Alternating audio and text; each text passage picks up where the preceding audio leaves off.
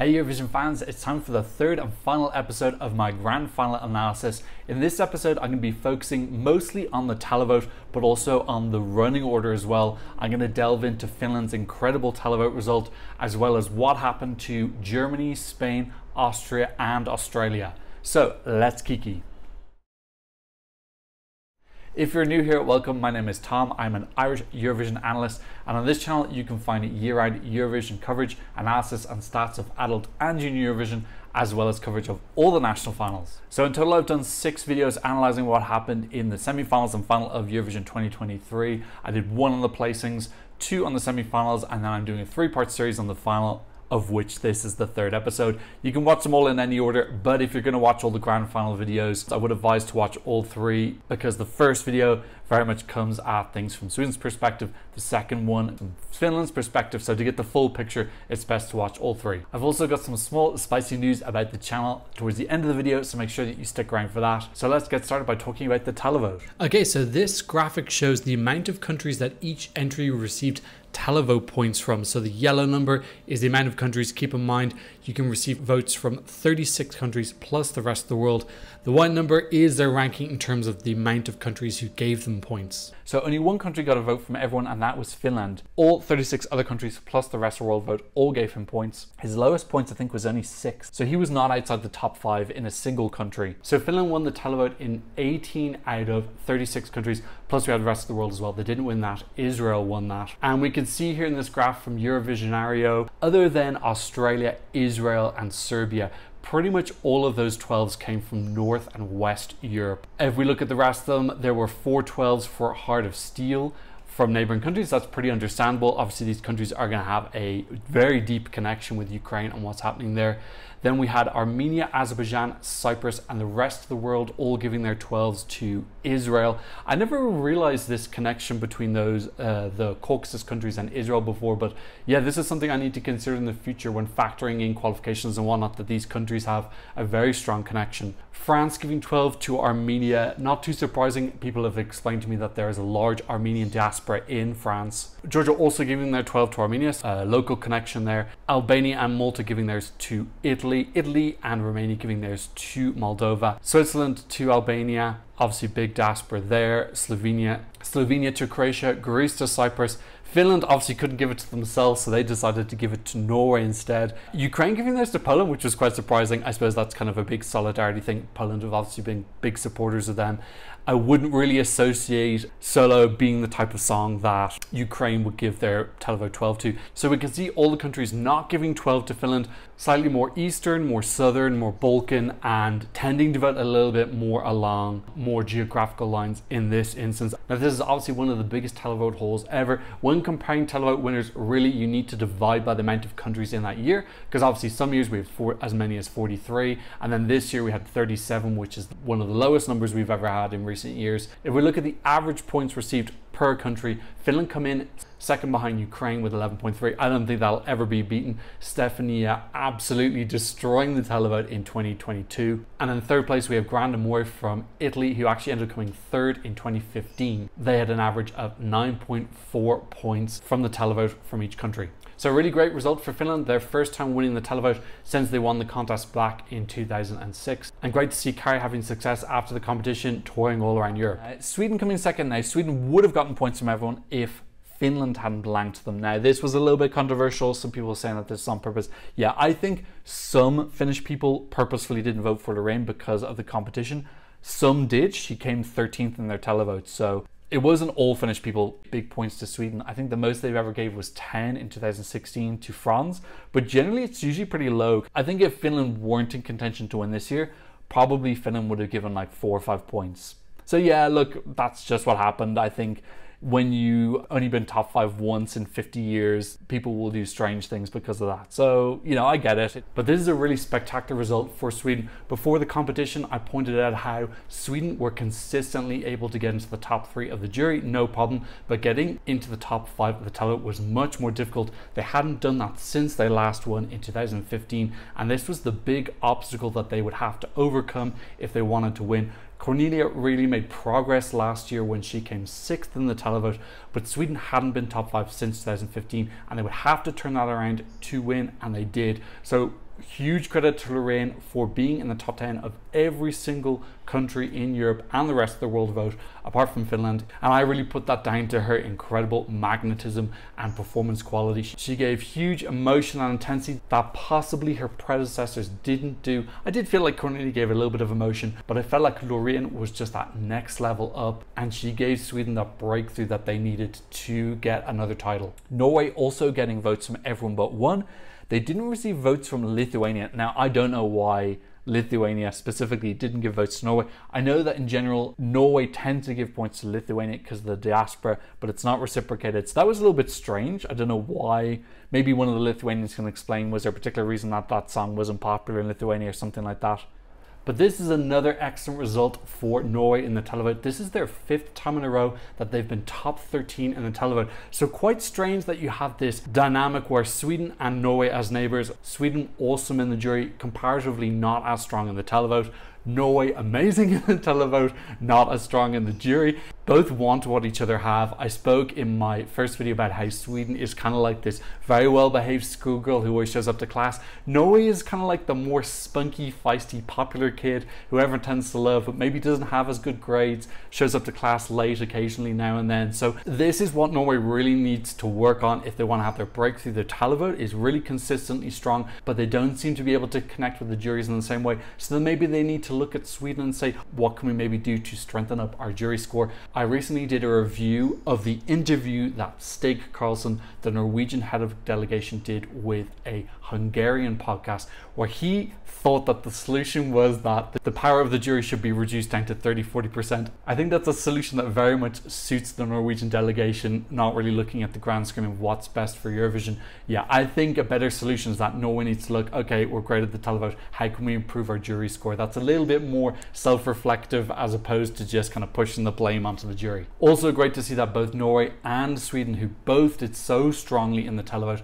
also having huge commercial success, streaming numbers, and also Lorraine in terms of her charting all over Europe, doing the best chart wise, going to number 2 in the UK. So great to see that strong correlation between doing well in the televote and actual commercial success.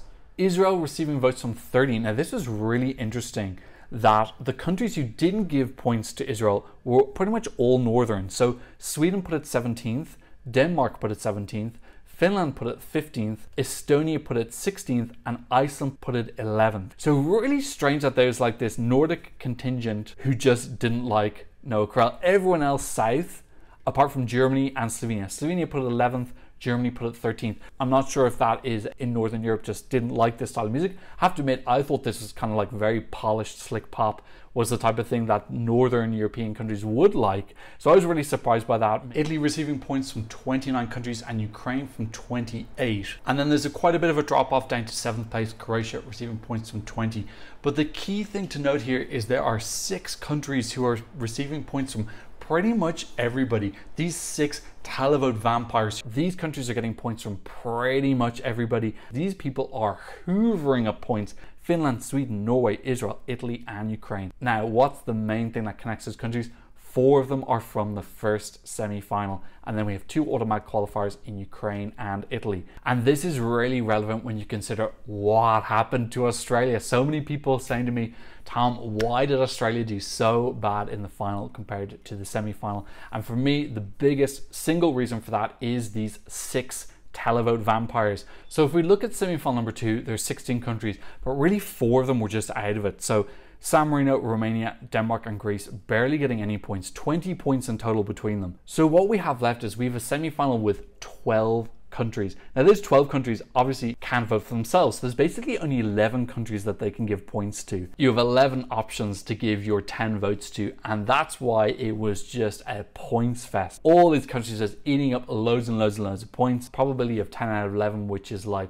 91% chance that you're going to get points from a country. Plus on top of that, Voyager closed the show. They had the best running slot. They ended up getting points from everyone. Now let's look at the right side of this graphic and see the situation for Australia in the final. So now they have to compete with these 6 super strong televote countries who they didn't have to compete with when they were in semi-final number 2. Only the top 10 of the televote receive points, and we have 6 countries who are consistently taking up 6 of those 10 places, only leaving 4 spots available, which are usually mostly the lower slots as well. And not only do we only have 4 slots available, but we're now competing with 19 other countries who have either qualified, plus Germany, UK, and Spain, who are automatic qualifiers. So that is a really big change in situation. So basically what happened with Australia and also with Austria as well, I'll come to Austria later because there was another factor in that, is that they've gone from being the king of kind of the second league, moving up, getting promoted to the Premier League, and the competition is just much stiffer. So I don't think it's so much that people just stopped liking Australia's song. They still got some points. They didn't do terrible. They came 20th in the televote. But just consistently being knocked out of the top 10 by these 6 big hitters. And this happened to everyone in semi-final number 2 as well. One of the best ways to show this big drop that all semi-final 2 countries encountered from the semi-finals to the final is if you look at the average points they received in the televote in the semi-final and the final. So let's look and see Australia getting an average of 7.8 points per country in the semis. In the final, getting an average of 0.6. So that's a huge drop, going from 149 points in the semi to 21 in the final. And you'll see everyone had a drop. You can see in this column here now, this is the decrease in their average points received per televote country. But you can see everyone lost here, and it was the same in semi-final number 1. Pretty much everybody lost points. That's pretty normal, but when you go from a semi-final, you're competing against less countries. When you go to the final, you're competing against more people, and the standard goes up. Everybody loses points. The only 2 countries who didn't lose points in their average televote was Finland and Norway. But you can see in semi-final number 1 as well, other than that, everybody lost points. And to be honest, those 2 countries only gained a tiny amount compared to the semi-finals, but they did do better. Now, obviously, Norway were first in their running order in the semi-final, and they got a much better running order in the final. So that's part of the reason why she went up. So you can see everyone's losing points, but the points lost in semi-final number 2 is much bigger. And the best way to sum up this whole thing is to look how many of the total televote points in the final did semi-final 1 contestants take, and how many did the semi-final 2 contestants take. Semi-final 1 got 75% of the televote points earned by semi-finalists, and semi-final 2 qualifiers got 25%. So semi-final number 1 got 3 times more televote points than semi-final number 2. What better way to sum up the fact that this was just the much stronger, much more popular semi-final as well. So that's the main reason that Australia went down. I still do believe that there is a small element of bias as well. Some people don't want Australia in the competition. I think it's ridiculous. They are so amazing. They bring so much quality and love and awesomeness every single year. I think they're absolutely fantastic in Eurovision. So I really hope that they renew their contract, which we still haven't heard news about yet. Also, running order. They had the best running order in the semi-final. Didn't have a bad running order in the final, but it wasn't as excellent as their semi-final one. Someone who did have a terrible running order though was Austria, and this is what I think killed them. So they had all the things I just talked about with Australia, but add on to that, they were the opening song to open the final. Now, for me, the reason that they were drawn as the opening song is that their staging was not wow enough. If they had bought staging that was on a par with the music video, which was fun, humorous, just magnetic and absolutely brilliant, I don't think that the BBC producers would have put them first. I think they would have saved it as one of their key draw songs and put it later on the show. Austria went for a strategy of being safer, I think trying to appeal to the jury. They made the song more serious. They took out a lot of the humor elements. They didn't want to get marked down in the same way that Croatia and Finland did for having humor. Humor is punished by the jury for some reason, and they went more serious. They took away the fake mustaches, they took away the middle-aged dancers, they took away a lot of the things that made me smile and feel joy when I watched the music video. So I was sad about that. I still thought the staging looked cool, but it lost the humor, fun, whimsy that the music video had. And because of that, I think that's why the producers put them first. They thought this is a good song, but it's not super wow. I don't know why the Austrian delegation decided on this. I know their staging was done by Marvin Dietmann. Personally, I don't think of Marvin Dietmann as a funny person. I think of him as like kind of cool and stylish and he likes colors and dancing. I don't think of him as funny. So I think that they should have gone with a creative director who was whoever did the music video, or someone who had more of a sense of humor. I understand why they chose Marvin Dietmann, because he's Austrian and he's one of the top Eurovision stagers in the contest. So maybe they just wanted to maintain that relationship, but maybe they should have had someone consulting about how to keep the fun and whimsy of the music video, because that's what made it special. They went for this jury strategy and it didn't work, and they really flopped with the televote. And I think it's sad as well, because I think that the song should have gone viral, but it didn't, because the performance just didn't have that fun and humor that Finland and Croatia had. Let's quickly look at running order. And I really love this graphic again from Eurovision, showing the best ranking sheet in the televote from every single slot of the running order. We've never had anyone in the first 10 songs win the televote. It's pretty crazy. You look and see all of them are in the second half. That's not a coincidence. There is still this heavy bias. More people tuning in my opinion. I also think it's fresher in people's memories as well. Anyone tuning in late is going to miss the first 3, 5, whatever amount of songs. So this is a huge thing that I think the EBU should look into problem solving. How can we get around this? Showing longer recap. I'm not sure, there's lots of different suggestions for how, but it's such a disadvantage being drawn early. And the artists know it. You can see their hearts breaking when they draw first half. And this other graph from Eurovision shows the average amount of points per running order slots. So right off the bat, you can see that the 3 worst running order slots out of all 26 are numbers 1, 2, and 3. You can see it starts off low and then it goes up. Now we do know that the producers tend to put the stronger songs at the end of the half, so that explains why it goes up. So song 14 marks the start of the second half, and going from the 13th slot to the 14th slot, you can see there's a huge drop off in points. Now that's because the weaker songs of the second half are put at the start of it by the producers.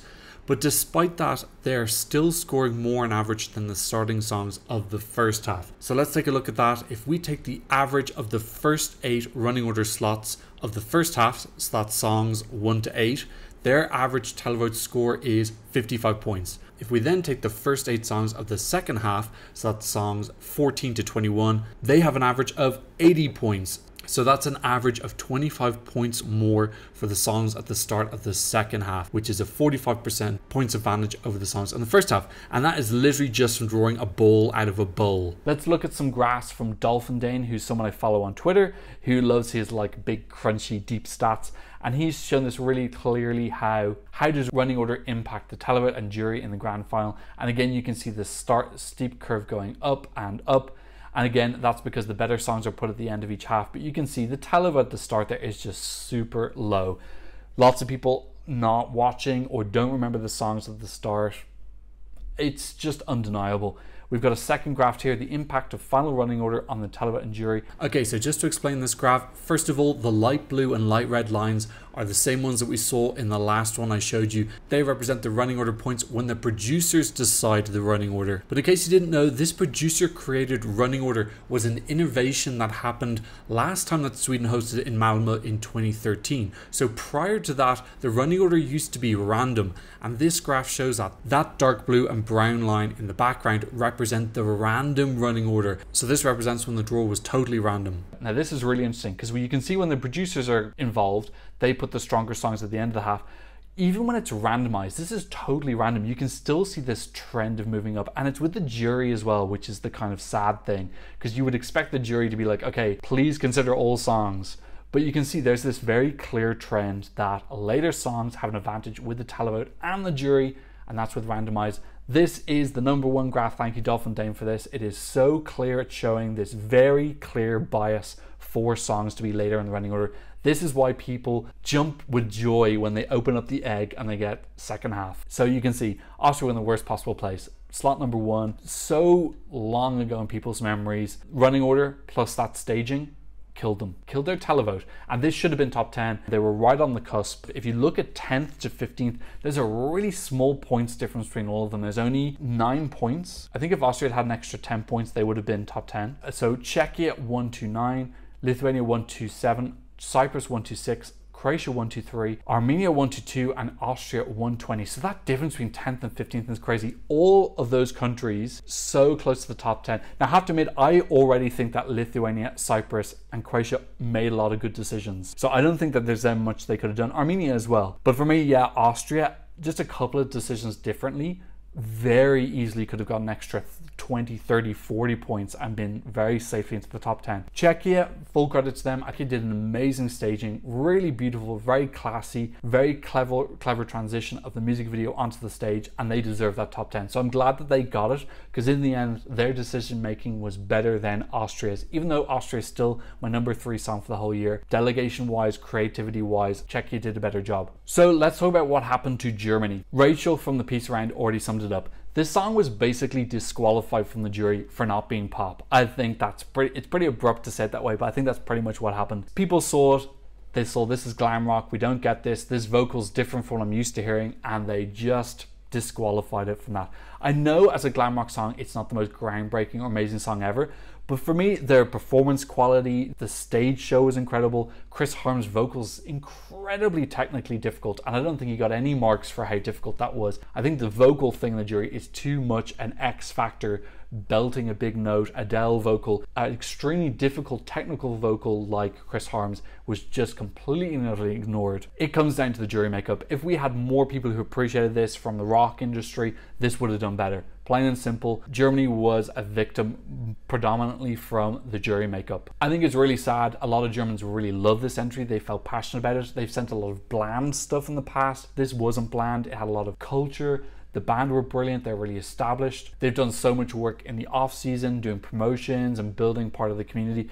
And this result from the jury just felt like a slap in the face. Insulting to the genre, insulting to the band. And I think it's really disheartening for Germans, because this is very German. This is something they're excited about. Now, why did it do so bad with the televote? I think there's a huge overlap between Germany, Australia and Finland. And I think that a lot of people who like that genre were going full in for Finland, because they were probably aware that he was one of the favorites to win. So I think if Finland wasn't there, Australia and Germany both would have done better. But because Finland kind of won that mini battle between the three in the televote, I think that Australia and Germany really got kind of murdered there. Another potential reason why Germany didn't do well in the televote might be because you aren't subscribed to my channel. So subscribe now so that this doesn't happen again. So this is Germany's 9th last place finish. That's not the most ever. The most ever is still held by Norway if you just consider the grand final. If you consider the grand final and the semi-finals, then joint between Norway and Finland, Finland have 2 semi-final last places. So look, Germany they don't have the most last places ever, but they need to be a little bit careful, let's put it that way. And we've seen this trend now in the last decade where the last place is always an automatic qualifier. The last time we had a non-automatic qualifier come last place was Ireland with Only Love Survives. Since then, it's always been an auto. I think that's for 2 reasons. The first is generally weaker songs are filtered out in the semi-finals, whereas if you have a weak song in the automatic qualifiers, it gets filtered out in the final into last place. And the second reason is maybe people need to hear the song a second time. Semi-final songs get to be heard twice, automatic qualifiers only get to be heard once. I think the main reason is the first reason I give. It's that if you have a weak automatic qualifier, it's a little bit out of its depth in the higher quality grand final. What happened to Spain? Well, they didn't do too badly with the jury. They came 9th. Why did she not compete more with Lorraine for the win? I have to admit, I don't know. It could come down to this split that Rachel found, in that there's been a lot more pop songs and a lot less people with ethnic music backgrounds. In terms of the televote, we always knew it was going to be something kind of like all or nothing. In the end, it turned out to be a lot like Foulen. It just didn't resolve. It was maybe just a little bit too esoteric, a little bit too unique. While I was in Liverpool in the press room, I also did an interview with a Barcelona newspaper, and the interviewer was explaining to me about this flamenco style of singing, and she said that there's a certain type of note that Blanca Paloma was singing. I can't remember the technical term for it. It was something like brazzato or something. And she was explaining how for a lot of people, this is very much a love or hate sound. So some people hear it and they think it sounds absolutely magical like me. And some people hear it and it's a little bit like nails on a chalkboard. So there is that element to it as well, that some people really just didn't like that style of singing. And I see that a lot in comments online and on Twitter, how some people really disliked the sound of this vocal. I remember when I first heard White Noise singing way back in 2019 with Tulia. The first time I heard it, it was quite surprising to me. I didn't know how to process it. Now that I've heard it a few more times, I really love White Voice. Another possible problem with Aya, I think, could be in the melody. So I go back to my very first reaction to the song before Benidorm Fest, and I thought it sounded cool, but when I listened to the audio only, it wasn't something I was dying to listen to over and over again. It was only when we came to the performance in Benidorm Fest that I was absolutely wowed. It went straight to my number one. So although I think the performance was immaculate, perfect, I wonder, was there just a catchiness? I feel like the production of the melody of the song was a little bit undercooked potentially. Maybe that fits in with the style of flamenco lullabies, but I think maybe they should have looked for a little bit of a fusion with flamenco lullaby with something just with a little bit more broader appeal. I know that with Chanel Slow-Mo in 2022, they actually revamped the Benidorm version to make it into a Eurovision version, and I remember listening to the original. I didn't particularly like listening to it, but when the Eurovision version came out, I absolutely loved it. It just was like a bridge that I needed to make the song more listenable, and with that incredible performance as well in 2022, it ended up being my number two for the entire year. So it went from a song I didn't listen to at all to a song that I could not stop listening to, and I feel like it really would have benefited from that type of revamp as well. She was actually teasing that potentially there was going to be a revamp when we were doing the pre-party season, but in the end there wasn't, so I'm not sure what happened there, but I think just a little bit of reaching out, making the song a tiny bit more accessible would have helped it. But I still think it's totally disgraceful that this incredible performance only got 5 Televote points. Like, just, that's awful. And anyone who's really hating on the juries, thank God for the juries for giving this 95 points and bringing her up into 17th place, because this did not deserve to be in the bottom 5 at all. And luckily it wasn't even really that close to the bottom 5. Thanks to the jury. Also, big shout out to the rest of the world at Televote for giving Spain 2 Televote points.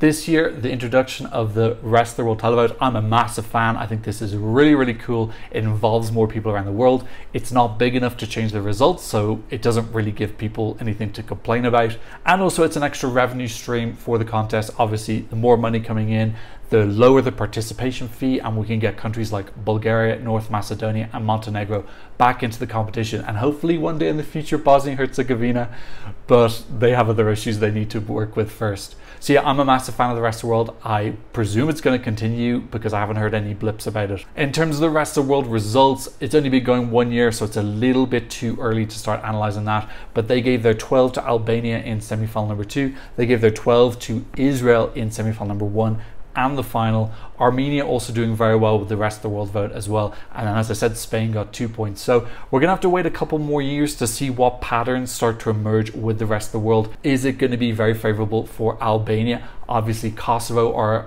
not in the competition currently, but able to vote in the rest of the world, so I would imagine a lot of Kosovans are going to feel a strong connection with the Albanian entry, especially when it's got such a strong Albanian theme in it. Could there also be a strong trend with Israel and Armenia as well? We'll have to wait a few more years now, and then we'll start to see some patterns emerge. So that's it for the third and final part of my grand final analysis videos. Definitely a labor of love, a lot of work went into them, but I'm glad that I got them finished in the end. As I mentioned earlier in the video, I do have some slightly spicy news about my channel, and that is that I'm launching my Patreon. So there's actually something that a lot of subscribers to this channel suggested to me when I did my life update video. I'm currently doing content creation full time, but obviously we're in the off season right now, and views and ad revenue are down around 80%, which is quite a large percent.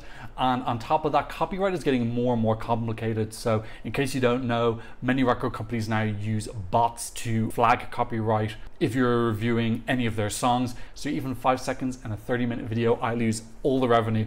This copyright flagging is getting more and more prevalent, and it's getting harder to circumnavigate. So obviously, if I can't monetize review and reaction videos, that affects my income a large amount. So Patreon just gives me a way to have a more stable income. I'm currently working at a loss right now, but my goal is to break even by this time next year. So that's what I'm going to be working on over the next year. In case you don't know Patreon, it is a patronage service where you can support content creators that you enjoy. You can pay a small monthly fee and you receive some cute little rewards, but really you're doing it because you want to support the content that you enjoy watching. So if you do enjoy watching my videos and you appreciate the work I'm putting in, especially into developing my graphics, I'd really appreciate if you would check out my Patreon page. I'm starting off with one tier that's quite simple. I'm new to Patreon as a platform, so I wanted to keep the rewards simple at the start. So I'm just keeping it at one tier, and that tier will have your name at the end of the video with the heart logo of your country. It also lets you give input into future rewards that I'm going to develop, and also input into which videos I do next. So just a nice way to kind of like support my channel and keep me going and stop me amassing large amounts of debt. A shout out to those who've been supporting me on Buy Me a Coffee. Thank you so much to Myra W, Rick H, and 2 anonymous donations. One I think might be from Finland and another one might be from the UK, so thank you very much for that. No donations recently on PayPal, but you can support me there as well if you'd like. I'll leave links in the description down below. But as always, thank you so much just for watching my videos and commenting and liking and just generally engaging. Okay, so this series is finished, but don't worry, I've got lots more stuff coming up. I've got 3 or 4 more videos planned, which I'm currently working on. So turn on the notification bell so that you get a notification when those are published. If you like this analysis video and you want to see some more, I'll leave a couple of them for you in the end screen. Don't forget to give me a thumbs up, and thanks so much for watching. See you in another Eurovision analysis video very soon. Goodbye.